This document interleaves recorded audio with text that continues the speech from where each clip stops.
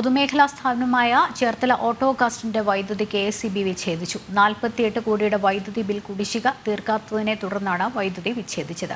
1 കോടി രൂപയെങ്കിലും ഉടൻ അടയ്ക്കണം എന്നാണ് KSEBയുടെ ആവശ്യം.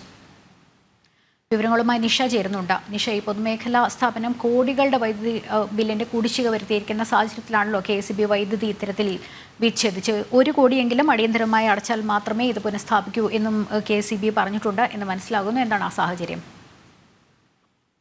ലക്ഷ്മി, തീർച്ചയായും ഇന്ന് വൈകിട്ട് 4 മണിക്ക് ശേഷമാണ് ഈ ചേർത്തല ഓട്ടോകാസ്റ്റിന്റെ ഫ്യൂസ് ഊരിയത്.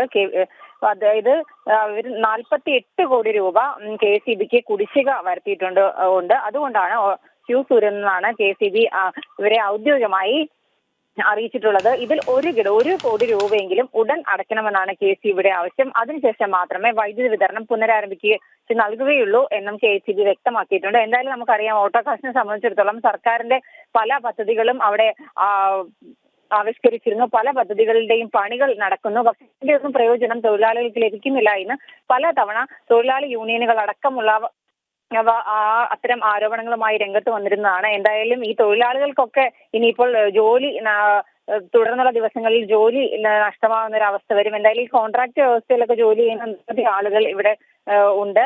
ഈ ഇത്തരത്തിൽ KSEB ഇപ്പോൾ ഈ ഫ്യൂസ് ഊരിയിരിക്കുന്നത് തൊഴിലാളികൾക്കടക്കം വലിയ നഷ്ടം തന്നെയായിരിക്കും ഉണ്ടാക്കുക. എന്തായാലും 1 കോടി രൂപ എങ്കിലും ഉടൻ അടച്ചില്ലെങ്കിൽ KSEB ഓട്ടോകാസ്റ്റിലെ ഫ്യൂസ് തിരിച്ച് അവിടെ വൈദ്യുതി ബന്ധം പുനഃസ്ഥാപിച്ച് നൽകില്ല എന്നാണ് അറിയിച്ചിട്ടുള്ളത്. ലക്ഷ്മി, നിഷയാണ് വിവരങ്ങൾ നൽകിയത്.